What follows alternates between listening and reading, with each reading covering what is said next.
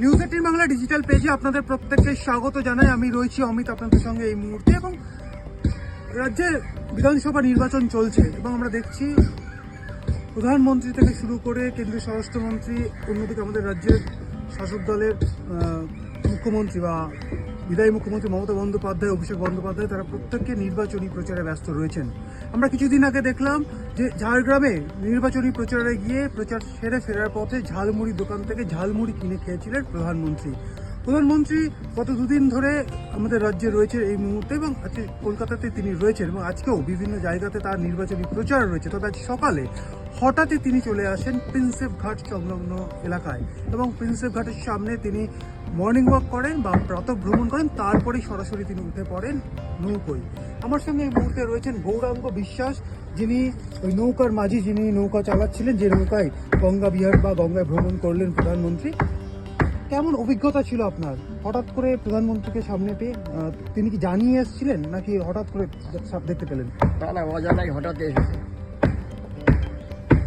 অজানা হঠাৎ নৌকো ঘাটে এসেছে নৌকায় ঘুরতে। আপনি কি সকালে গঙ্গার ঘাটে ছিলেন? গঙ্গার ঘাটে আমরা সবসময় থাকি ওখানে।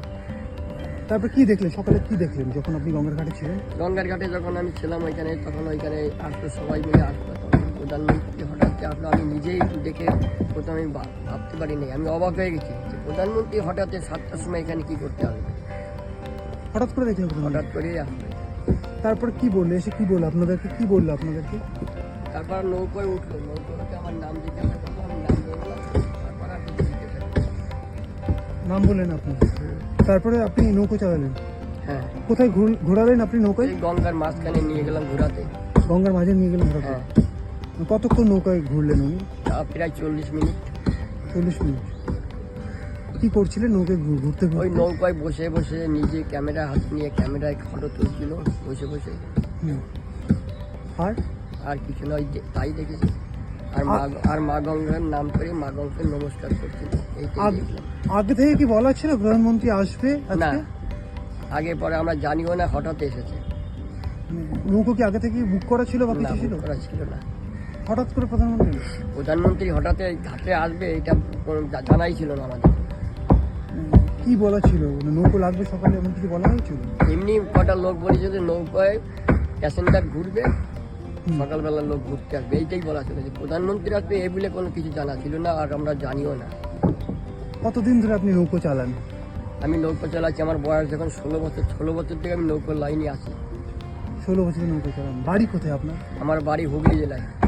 কেমন লাগছে আজকে, অভিজ্ঞতা কেমন? দেশের প্রধানমন্ত্রী তিনি নৌকোয় বসছেন এবং গঙ্গায় সেই নৌকো আপনি চালাচ্ছেন, কেমন লাগছে? প্রধানমন্ত্রী আমার নৌকো যখন উঠলো তখন আমার মনটা খুব ভালো লাগলো, বা খুব আনন্দ পেলাম। যে আমি ভাবতে পারিনি জীবনে যে আমার প্রধানমন্ত্রী আমার নৌকা ঘুরবে বা আসবে এইভাবে। আমি খুব খুশি হলাম। কোনো নার্ভাস ফিল করছিলেন যে প্রধানমন্ত্রীকে নৌকো আপনি চালাবেন? না, আমি কোনো নার্ভাসও হইনি, কোনো ভয়ও পাইনি, কোনো অসুবিধাও মনে কিছু করিনি। পারিশ্রমিক দিয়েছেন? যাওয়ার সময় আমাকে 500 টাকা দিয়েছে। উনি নিজে দিয়েছেন? উনি নিজেই দিয়েছেন। বাড়িতে জানিয়েছেন যে প্রধানমন্ত্রীকে নিয়ে আপনি নৌকো চালান? আমি কাউকেই বলিনি, আমি কাউকেই ফোন করিনি, আর কাউকে বলিও নেই যে প্রধানমন্ত্রী আমার নৌকো এসেছিল। এর আগে অন্য কোনো সেলিব্রিটি নিয়ে নৌকো চালিয়েছেন আপনি? এর আগে আমি ওই শুটিং যারা কাজ করে শুটিংয়ের লোকজন নিয়ে অনেক পার্টি নিয়ে আমি ঘুরাইছি এভাবে। আজকে দেশের প্রধানমন্ত্রী, আজকে দেশের প্রধানমন্ত্রী এসেছে, আমি নিজেই ভাবতে পারিনি, আমি নিজেই অবাক হয়ে গেছি দেখে। আমরা কথা বলছিলাম গৌরাঙ্গ বিশ্বাস, যিনি আজ সকালে প্রধানমন্ত্রীকে নিয়ে প্রায় মিনিট 40 মতো গঙ্গা বক্ষে তিনি নৌকো চালিয়েছেন। প্রধানমন্ত্রী নৌকোয় ছিলেন, তিনি যে তার অভিজ্ঞতা শেয়ার করছিলেন আমাদের সঙ্গে।